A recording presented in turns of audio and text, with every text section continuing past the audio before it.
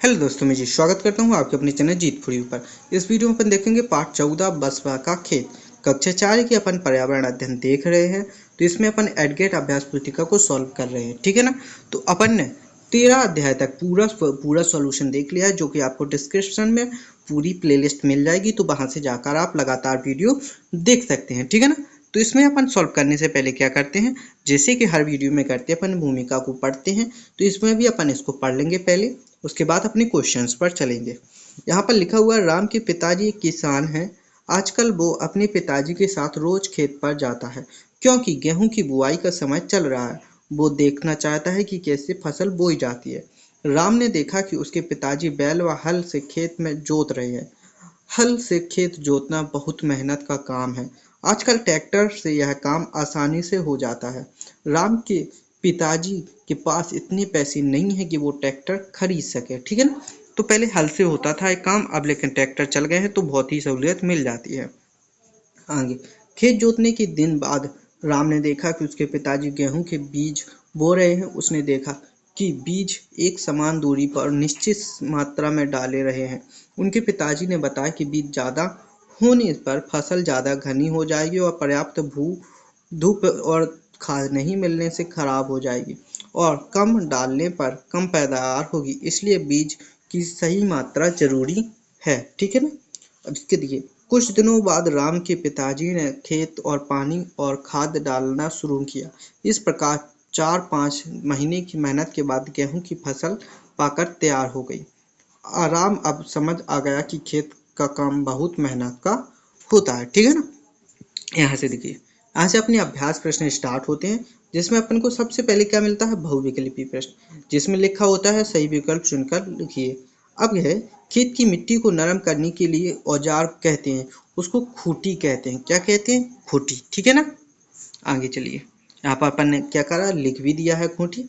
जमीन के नीचे उगने वाली सब्जियां जैसे आलू, प्याज, गाजर, ये जमीन के नीचे उगती हैं, ठीक है ना। आगे अपन ने यहाँ पर क्या किया, यहाँ पर लिख भी दिया, तो ऐसे आपको भी लिख देना है।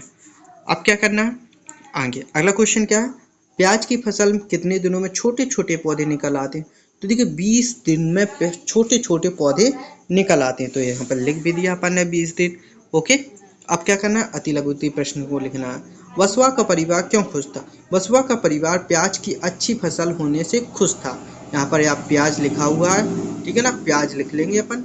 प्याज की अच्छी फसल होने से खुश था, थोड़ा गलत हुई हो जाती है मेरे से भी। आगे, कुरिंगे का क्या उपयोग है। खेत में बीज बोने के लिए कुरिंगे का प्रयोग किया जाता है। क्या प्रयोग किया जाता है, खेत में बीज बोने के लिए। अनाज वाली 3 फसलों के नाम लिखिए। अनाज वाली 3 फसलें गेहूं, धान और जौ, ठीक है ना। तो इस तरह अपन लिख देंगे। अगर यहाँ से लगती प्रश्न स्टार्ट होंगे, अगर तैयार प्याज की फसल को सही समय पर ना निकाली तो क्या होगा। तो उत्तर है अपना, अगर तैयार प्याज की फसल को सही समय पर ना निकालें तो सारे प्याज जमीन के नीचे ही सड़ जाएंगे। क्या करेंगे, वो जमीन के नीचे ही सड़ जाएंगे, इसलिए प्याज को सही समय पर निकालना चाहिए। खेत से मंडी तक सब्जियां, अनाज आदि को ले जाने के लिए किन किन वाहनों का उपयोग होता है। देखिए, खेत से मंडी तक सब्जियों, अनाज आदि को ले जाने के लिए बोरियों में भरकर ट्रक द्वारा मंडी में ले जाया जाता है। किसके द्वारा, ट्रक द्वारा। अब यहाँ पर देखिए, खेती में काम आने वाले कोई 2 औजारों के चित्र बनाकर उनके नाम लिखिए। इलीगो प्याज काटने के लिए, ठीक है ना। खूंटी मिट्टी को नरम करने के लिए अपन ने लिख लिया है, तो ये अपनी किताब में भी दिए गए हैं, तो इन्हीं को अपन ने बना लिया है। ये फावड़ा नहीं है, आप फावड़ा समझो कि सारे फावड़ा है, तो फावड़ा नहीं। वर्ग पहले से कृषि औजारों के नाम लिखिए।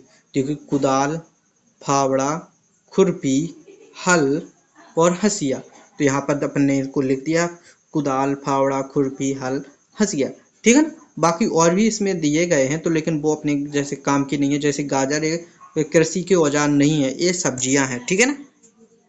आगे चलिए, दीर्घोत्तरीय प्रश्न, अगर किसान अनाज व सब्जियां उगाना बंद कर दे तो क्या होगा। अगर किसान अनाज व सब्जियां उगाना बंद कर दे तो भूख अकाल पड़ जाएगा, ठीक है ना। क्या पड़ जाएगा, भूख अकाल पड़ जाएगा। आगे, खरपतवार किसे कहते हैं, इसे अलग क्यों करना आवश्यक है।